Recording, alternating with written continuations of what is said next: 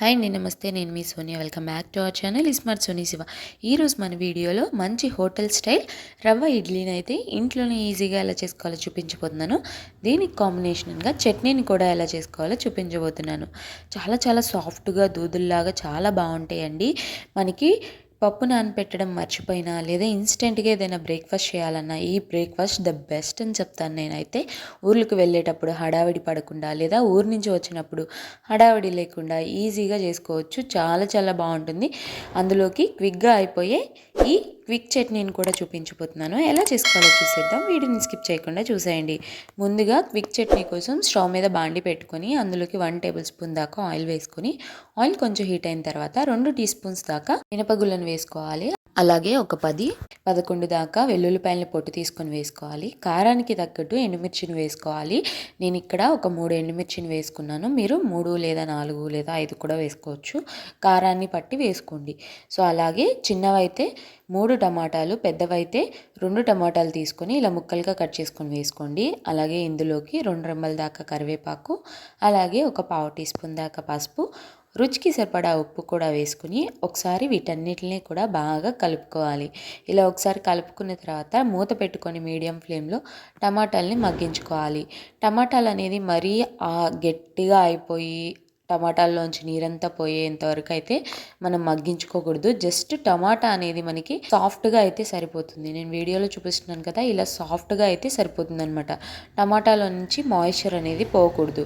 అలాగా ఉడికించుకోవాలి మనం టమాటాని. ఇలా చక్కగా ఉడికిపోయిన తర్వాత స్టవ్ ఆఫ్ చేసుకొని పక్కా దించుకొని చల్లారిపోయిన తర్వాత ఇలా మిక్సీ జార్లోకి వేసుకొని మెత్తగా మిక్సీ పట్టుకోవాలి. మనం వాటర్ కూడా వేయాల్సిన అవసరం లేదు. టమాటాలో ఉన్న గుజ్జుతోనే మెత్తగా మెదిగిపోతుంది అనమాట. ఇప్పుడు ఇలా బౌల్లో వేసుకున్న తర్వాత పైనుంచి కొంచెం తాలింపు వేసుకోండి.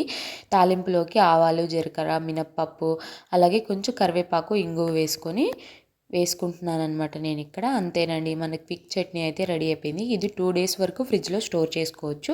సో చాలా ఈజీ ప్రాసెస్లో చేసుకున్నాం కదా. ఇప్పుడు ఈ చట్నీ బౌల్ని పక్కన పెట్టేసుకొని ఇడ్లీ ప్రిపరేషన్ చూసేద్దాం. ఇప్పుడు స్టవ్ మీద బాండి పెట్టుకొని అందులోకి 1 లేదా 2 టేబుల్ స్పూన్ల దాకా ఆయిల్ వేసుకోండి. ఆయిల్ హీట్ అయినాక ఒక 1 టీ స్పూన్ దాకా పచ్చిశనగపప్పు, 1 టీ స్పూన్ దాకా మినప్పప్పు, 1 టీ స్పూన్ దాకా ఆవాలు, ఒక 1/2 టీ స్పూన్ దాకా జీలకర్ర వేసుకొని వీటిల్ని కొంచెం దూరగా ఫ్రై చేసుకోవాలి.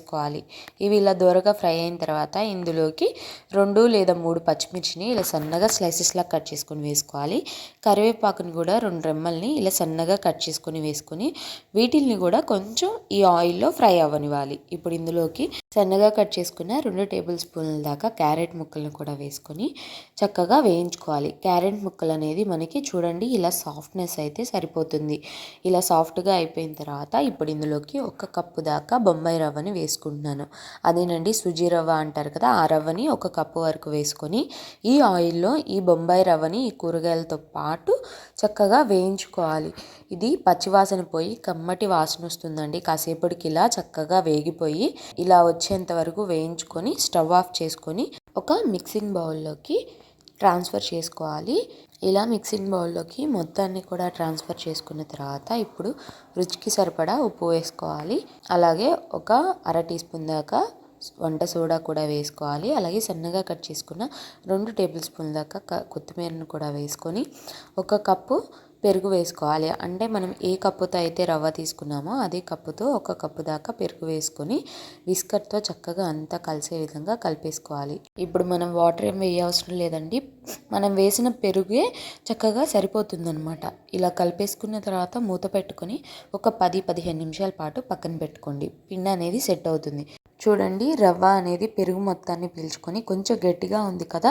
సో ఇప్పుడు ఈ టైంలో మజ్జిగైనా వేసుకోవచ్చు లేదా వాటర్ అయినా కూడా వేసేసుకొని చక్కగా లూజ్ కన్సిస్టెన్సీ వచ్చేంత వరకు కలుపుకోవాలి. అంటే మనం ఇడ్లీ బ్యాటర్ కలుపుకుంటాం కదా, ఇడ్లీ బ్యాటర్ టెక్చర్ వచ్చేంత వరకు కలుపుకోవాలి.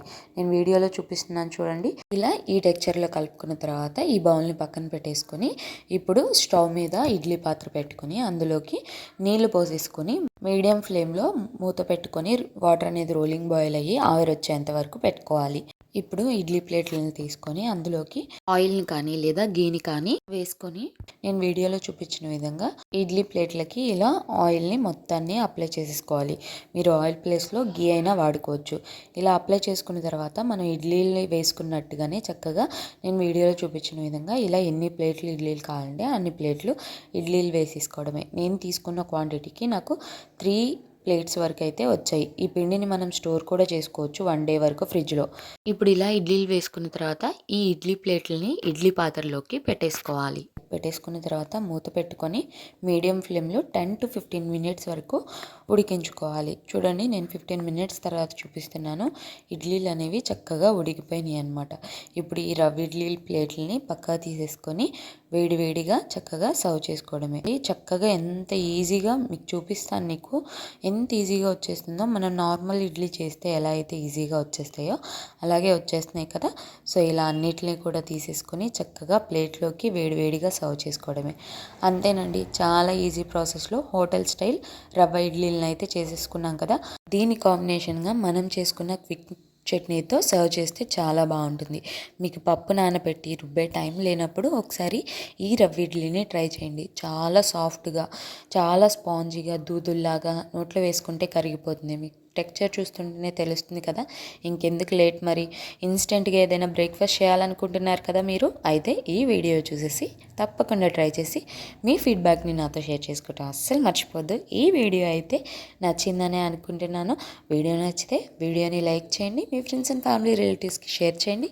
ఇంకా ఇలాంటి ఇన్స్టెంట్ బ్రేక్ఫాస్ట్ రెసిపీస్ అలాగే ఈజీ రెసిపీస్ కోసం స్మార్ట్ సోనీ శివ ఛానల్ని సబ్స్క్రైబ్ చేయండి. ఈ వీడియో అయితే ఇంతే. మరొక మంచి వీడియోతో మళ్ళీ మీ ముందుకు వచ్చేస్తాను. అంతవరకు సెలవు. Bye all.